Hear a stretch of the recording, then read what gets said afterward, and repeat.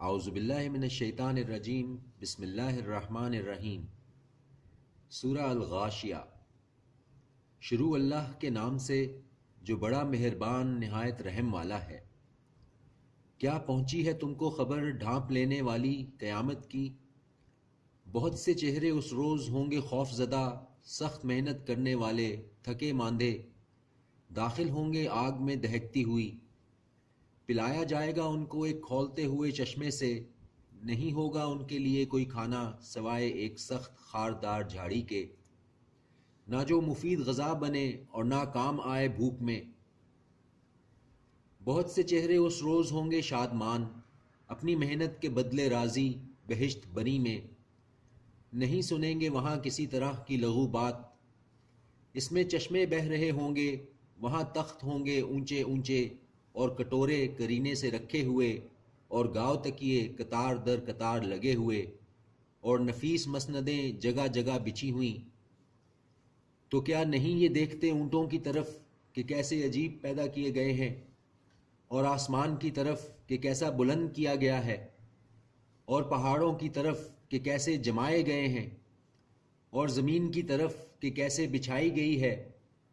پس اے نبی صلی اللہ علیہ وآلہ وسلم، تم تو نصیحت کرتے رہو، بس تم تو نصیحت کرنے والے ہی ہو، تم نہیں ہو ان پر داروغہ۔ مگر جس نے منہ پھیرا اور انکار کیا تو عذاب دے گا اس کو اللہ، عذاب بہت بڑا۔ بے شک ہمارے ہی پاس ان کو لوٹ کر آنا ہے، پھر بے شک ہمارے ہی ذمے ان سے حساب لینا ہے۔ صدق اللہ العظیم۔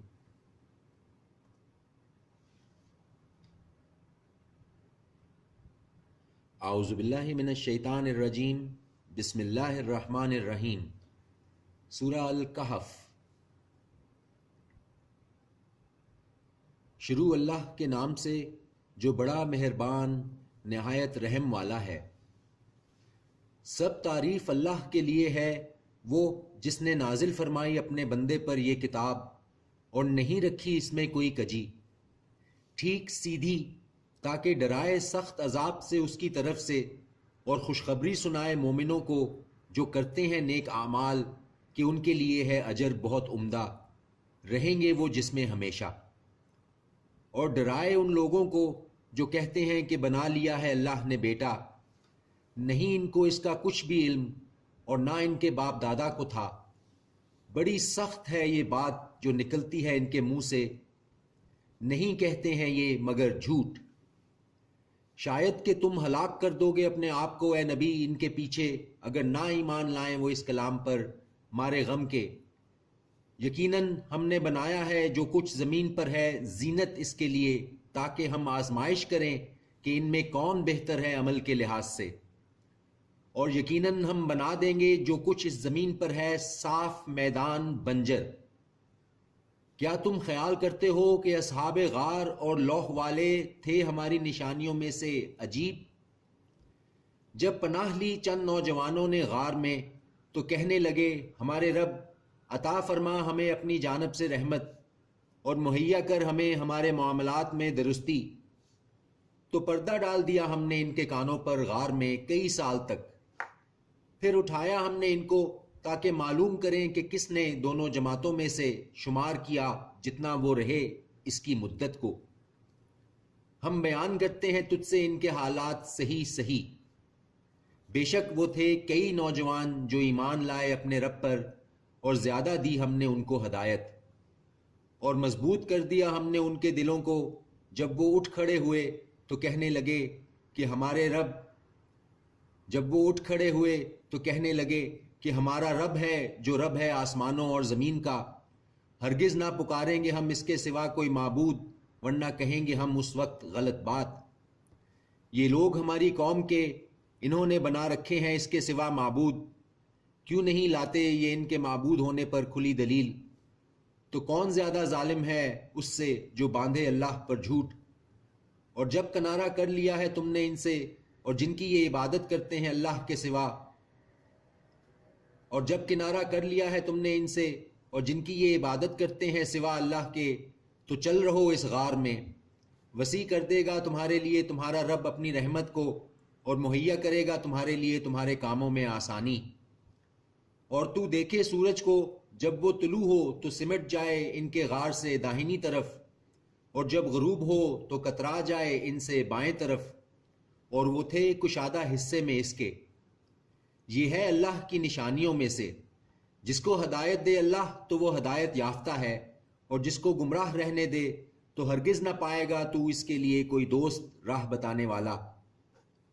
اور تو خیال کرے ان کو کہ وہ جاگ رہے ہیں حالانکہ وہ سوتے ہیں، اور کروٹ بدلاتے تھے ہم ان کو دائیں طرف اور بائیں طرف، اور ان کا کتا پھیلائے ہوئے تھا دونوں ہاتھ غار کے دہانے پر۔ اگر جھانک کر دیکھے تو ان کو تو پلٹ جائے ان سے بھاگ کر اور آ جائے ان سے دہشت میں۔ اور اسی طرح اٹھایا ہم نے ان کو تاکہ دریافت کریں آپس میں۔ کہا ایک کہنے والے نے ان میں سے، کتنی مدت تم یہاں رہے؟ انہوں نے کہا کہ ہم رہے ایک دن یا دن کا کچھ حصہ۔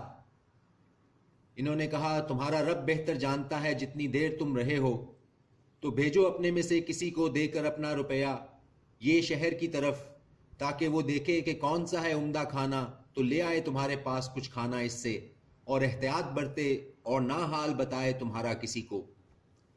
یقیناً وہ اگر دسترس پالیں تم پر تو سنسار کر دیں تمہیں، یا لوٹا لیں تمہیں اپنے دین میں، اور ہرگز نہیں تم فلاح پاؤ گے اس وقت کبھی بھی۔